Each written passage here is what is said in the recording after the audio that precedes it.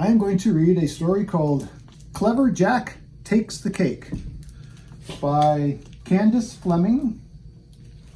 She wrote it, and the illustrator is G. Brian Karras, or Karras. Not sure how to pronounce it. And I have permission from Random House to read it. Thank you, Random House. Clever Jack Takes the Cake. One summer morning long ago, a poor boy named Jack found an invitation slipped beneath his cottage door. It read,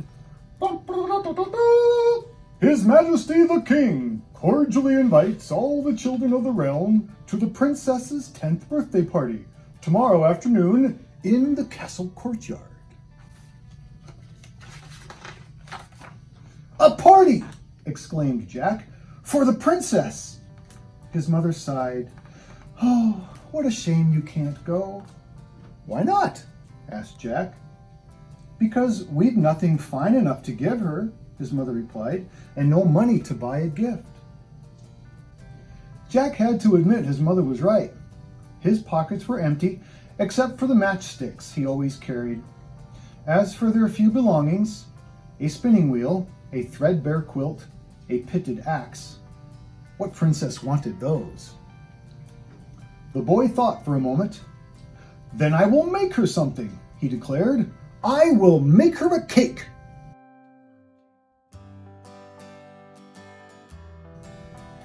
"From what?" asked his mother. "From the dust in the cupboard? From the dirt on the floor?" "I have a better idea," said Jack. And that same morning, he traded his axe for 2 bags of sugar and his quilt for a sack of flour. He gave the hen an extra handful of seed in exchange for 2 fresh eggs, and he kissed the cow on the nose for a pail of her sweetest milk. He gathered walnuts. He dipped candles. And in the strawberry patch, he searched and searched and searched until he found the reddest, juiciest, most succulent strawberry in the land. "Delicious," said Jack as he plucked it from its stem. Then he set to work, churning, chopping, blending, baking. That same night, Jack stood back to admire his creation. 2 layers of golden sweet cake covered in buttery frosting and ringed with 10 tiny candles. Across the cake's top, walnuts spelled out, "Happy Birthday, Princess." And in the very center, in the place of honor, sat the succulent strawberry. "What a fine, fine gift," said Jack's mother. Jack grinned.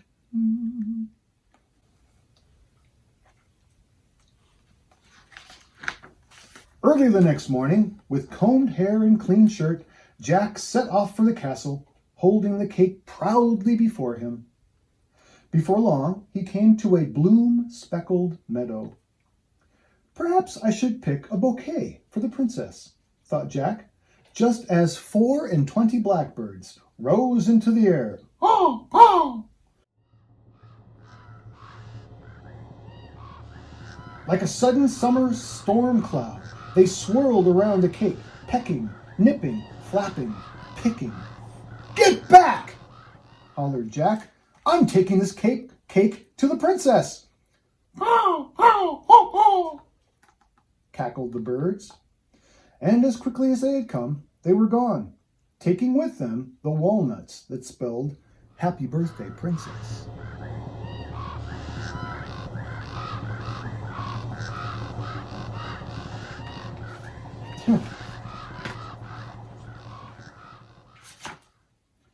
Jack looked at his gift.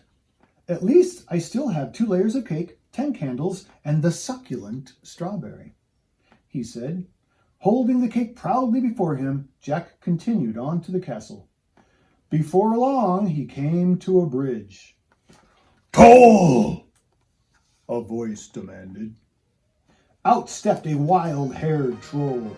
No one crosses my bridge without paying. But I haven't any money, said Jack. The troll licked his lips. But you do have a cake. I'm taking this to the princess, said Jack. And just how will you get it there? Growled the troll. You and your cake are on this side of the river. The princess is on that side, and my bridge is the only way across.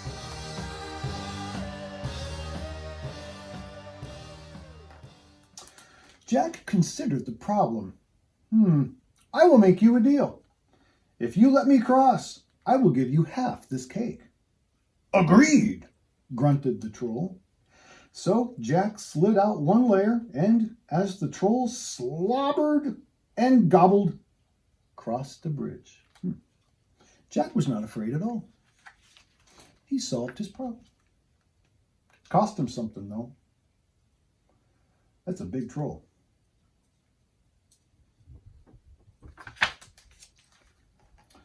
On the other side, he looked down at his gift. At least I still have a layer of cake, 10 candles, and the succulent strawberry, he said. Holding the cake proudly before him, Jack continued on to the castle. Before long, he came to the forest. No birds chirped here. No squirrels chittered. As if under a spell, the entire wood lay silent, sleeping. Only the wind seemed to whisper, "Beware, beware, beware, child. Look out, look out, yes." Pulling the cake closer, Jack pressed on.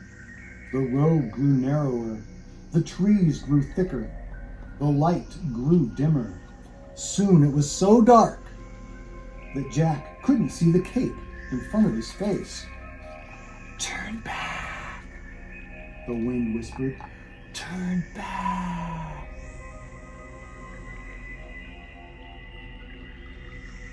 "I can't!" cried Jack. "I'm taking this cake to the princess."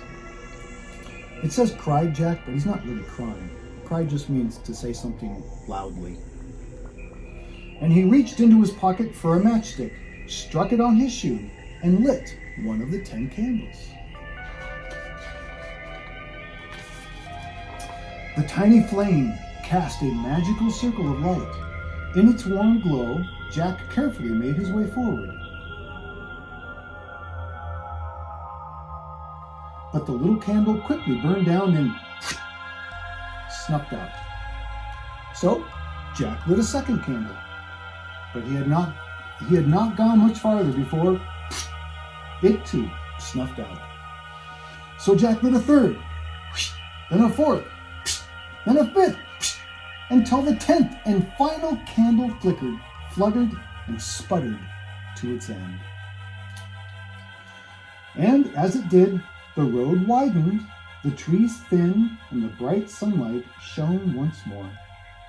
So once again, Jack had a problem, and he solved it. Jack looked down at his gift. "At least I still have a layer of cake and the succulent strawberry," he said.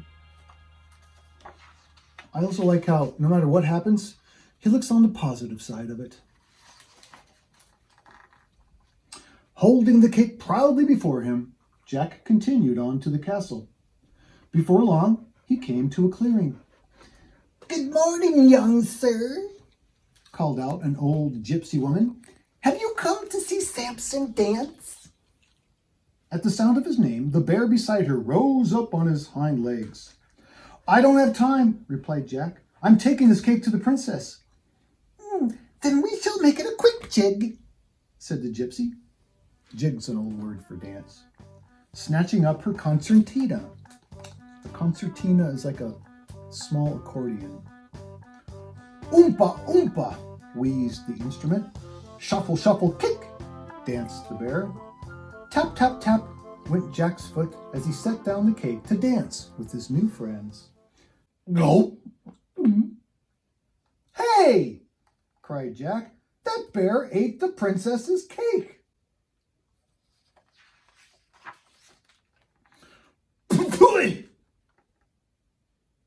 But not the strawberry, said the gypsy.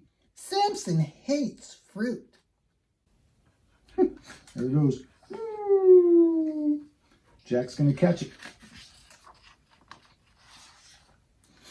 Jack looked down at his gift, and for several seconds he was unable to speak. Finally, he said, "At least I still have this, the reddest, juiciest, most succulent strawberry in the land." And holding the strawberry proudly before him, Jack continued on to the castle, across the drawbridge, through the fortress walls. The little sign says, "Party this way." Whew, balloons. More balloons. Straight into the courtyard. What a sight! There, smack in the center of all the merry festivities, sat the princess on her velvet throne. A long line of guests stretched before her. One by one, they presented her with their gifts, each more fabulous than the last. But even the most magnificent treasures did not seem to interest Her Highness. "More rubies," she said with a bored yawn. "Oh, how tiresome. Another tiara. How dull." Joining the line, Jack glanced down at his humble gift. "And just what have you brought the princess?" a guard asked from behind him. "A strawberry," said Jack. "The reddest, juiciest, most succulent one in the land." He held it out for the guard to see. "That is a fine piece of fruit," agreed the guard, "but I cannot allow you to give it to the princess." "Why not?" asked Jack. "Because she is allergic to strawberries," said the guard. "One taste and she swells up like a balloon." "No!" gasped Jack. "Yes," said the guard. "I'm sorry, but you'll have to give it to me." Reluctantly, Jack handed over the strawberry. Mmm. So the guard eats it. Now, Jack found himself at the front of the line. The princess turned her gaze to him. "And what have you brought me?" she asked. Jack gulped. He blushed. He shuffled his feet. "Well?" Jack took a deep breath and knelt down before her. "Your Highness," he began, "let me explain what happened." And he told the princess about trading for the ingredients to bake a golden sweet cake just for her. He told her about the swirling storm of blackbirds and the wild-haired troll and the dark, dark woods. He told her about the old gypsy woman and her concertina and the bear who loved to dance but hated fruit. "And in the end," said Jack, "I still had the succulent strawberry, but," the boy sighed, "you're allergic to strawberries."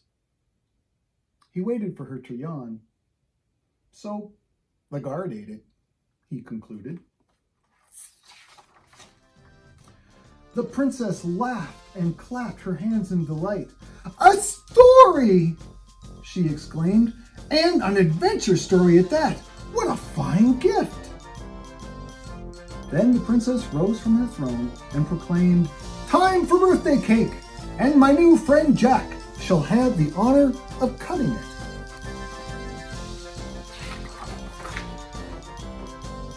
And there we are. Looks like he's telling her another story.